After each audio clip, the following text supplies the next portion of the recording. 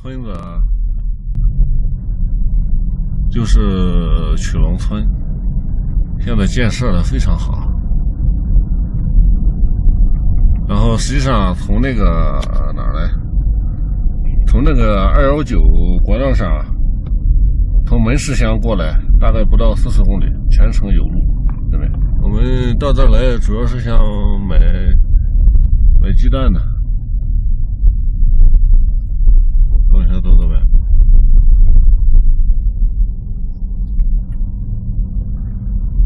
穹窿银城这个地方，目前还没死心。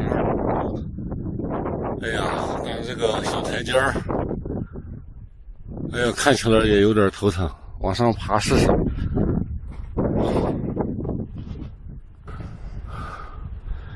哎呀，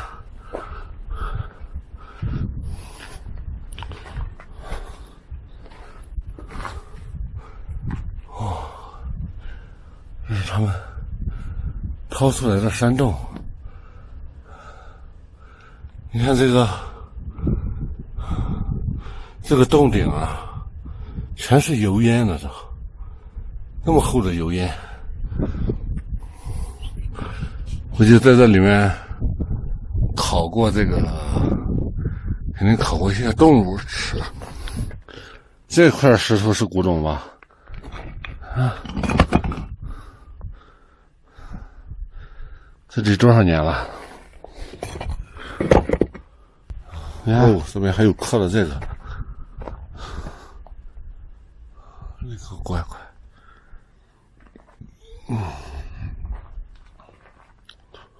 这是什么地方啊？我靠！哦呦，我的个乖乖！这里面有个非常深的洞啊！但是这个洞顶上一样的，全是那个油烟。不知道在这烤过多少东西了。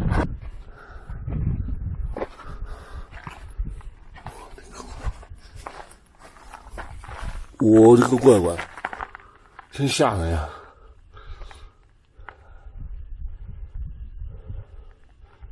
这里面非常的大，这个地下好多的牦牛的毛。哇塞！你看这个油烟大概有多厚？难道在这里面烤过牦牛吗？写了一个2015什么考古的人弄的。这个穹窿银城比想象的可大多了，而且就我一个人在这片遗迹当中。小伙子他不往上爬，这个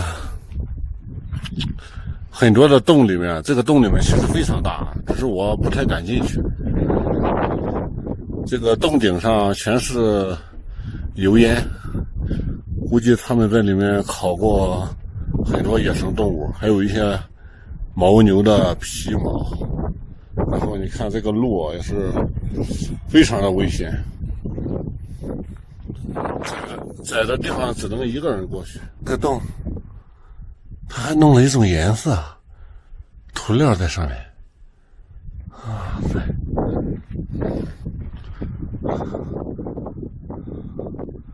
穹窿银城，厉害了！关键是太壮观了，这地方以前应该住过不少人呢。这种狭窄的小道，最顶上应该是什么国王老大住的。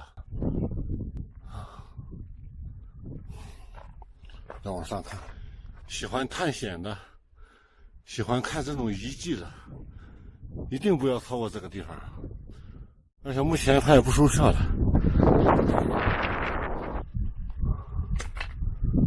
壮观呀！再看一眼，走了。这个地方风太大了，无人机也没法飞。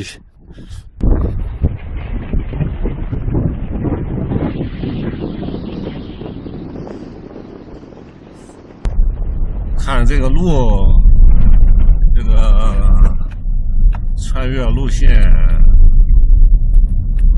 你就完蛋了，还穿越啥呀？路都这样了，还穿越啥？